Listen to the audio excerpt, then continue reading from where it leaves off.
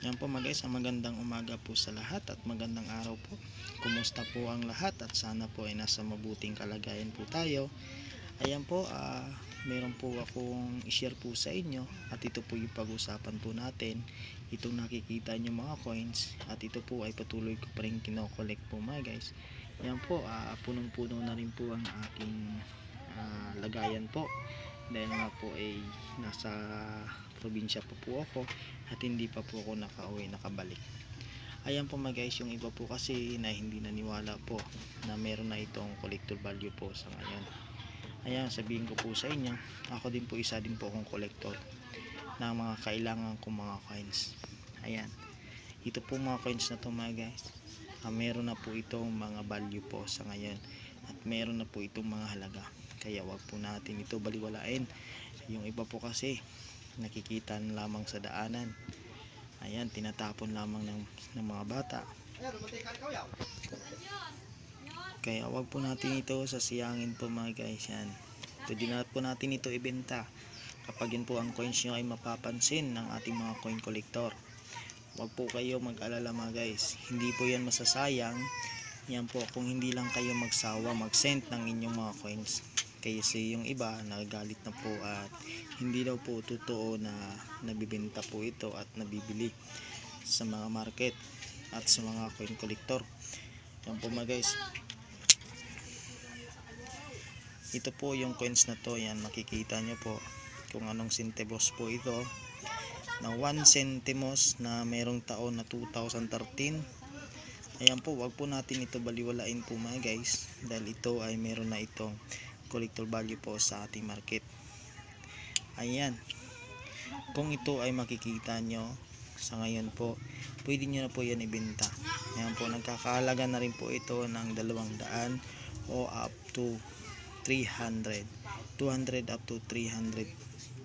Ayan po mga guys, kung ito po ay meron kayo, yan, wag lamang po yan itapon, kasi meron na itong collector value po mga guys, itong 1 centimos. Ayan po, sana po itong video ito, kung hindi nyo naman po ito nagustuhan, skip nyo lamang po para hindi na kayo maagambala. Yan, kung kagaya po nito na meron kayo, nasa 200 up to 300 na rin po ito. Ayan po.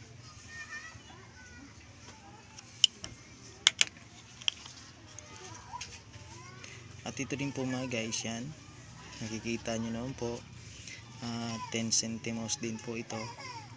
At nakikita nyo po ang kanyang metal. Yan, kung ang iba po kasi sabi hindi daw po error ito.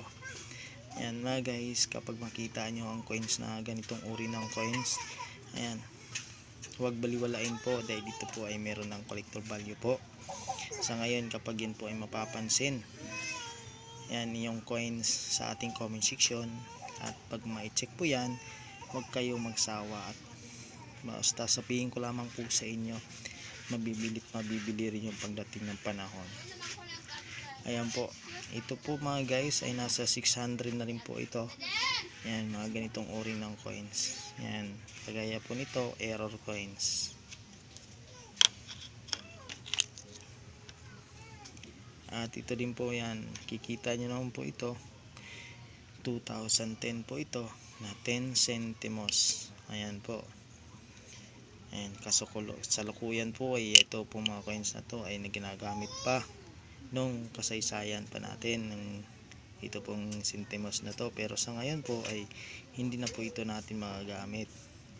Kaya po huwag kayong huwag nyo sasayangin yung mga coins nyo tulad po nito.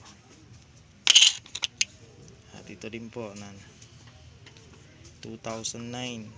Yan, ito din po ay nahanap na rin po ito ng ating mga kaibigang coin collector. Nasa 200 na rin po ito. Yan. Ito din po mga guys, yan, makikita nyo naman po ito. Yan, 25 centimos ay napakaganda pa po ng coins na to, 2001. Kung kagaya po nito ka good condition, ay nasa 600 na rin po ito, at nagkadepende po sa coins. Ayan po, 150 up to 600. Ayan, good condition po siya. Yan, at ito naman po mga guys, hindi ito pera natin, hindi po ito sentimos natin. Yan, pera po ito ng ibang bansa. Ayan, 5 sentimos. Baka po sakali na mahawak kayo nito. Ayan, wag nyo lang po sasayangin kasi meron na po itong value po.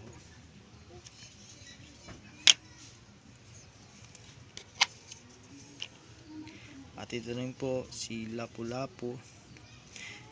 Ayan po mga guys, ito pong Lapu-Lapu na to ay nahanap na rin po ito ng ating mga kaibigang coin collector. Ay ito po ay nasa 500 na rin po ang collector value po nito, ang halaga po nito, at nagkadepende nga po sa kondisyon ng inyong coins. Ayan po mga guys, Lapu-Lapu po. Baka sakali po na meron kayo, ayan, kapag may check po natin yan para po matulungan ko po kayo yung kung paano po ang proseso magbenta ng mga coins. At ito din po mga guys, yan, Mitsura Aquino. Yan, ito ay 5 centimos din. Yan, merong taon 1981. Ito po talaga ay hard to find, napakahirap din po ito hanapin sa ngayon, yung 1981. Yan, 1981 lamang po, dahil po ito ay mataas na rin po ang collector value po nito. Kaya wag po natin sasayangin po kung ano man meron kayo mga coins. I-check nyo po kung alin man ang nahanap ng ating mga kaibigang coin collector. At ito rin po mga guys, 50 centimos. Yan, baka sakali din po na hawak nyo po ito. Talaga po ay meron na po itong collector value po mga guys. Kaya wag po natin ito sasayangin. Yan, nasa 600 na rin po ito ang halaga po nito. Yan po. Para po yung iba po kasi nagtatanong kung paano daw po ang proseso. Yan po.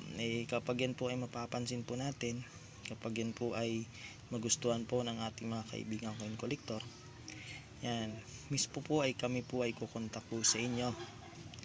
Ayan.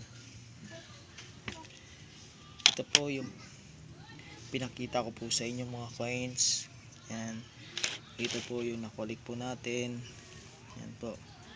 Wag po natin ito baliwalain dahil nga po ito ay meron na po itong mga collector value po sa ngayon. Yan po. Kung meron po kayong katanungan, meron kayong mga coins na gusto pong yan, mag-comment lamang po kayo para po pasensya na po sa iba na hindi ko na-replyan kasi nga po ay mahirap po ang signal po dito. Piso wifi lamang po ako dito at mahirap lang din po ang signal. Yan, minsan po pawala-wala. Yan po, kung talaga pong gusto mo po din sa pasignal mo po ng SIM card, ay pupunta pa kang bundok, pasignal ka pa. Ayan po mga guys, sana po ay meron kayo at sana po ay mabili na rin po yung mga coins nyo para po ay makatulong din po sa inyo, dahil po yung coins nyo ay matagal nyo rin po hinawakan at tinatago. Yan po, para po makatulong po ako sa inyo. Yan, isend nyo lamang po para po ma-check ko po yun. Yan po, kapag meron po tayong magustuhan, kukontak na lamang po ako sa inyo. Ayan po mga guys,